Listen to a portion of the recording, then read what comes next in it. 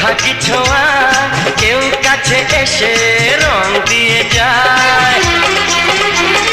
ক্ষতি নেই যদি সোহাগী ছোঁয়া কেউ কাছে এসে রং দিয়ে যায়।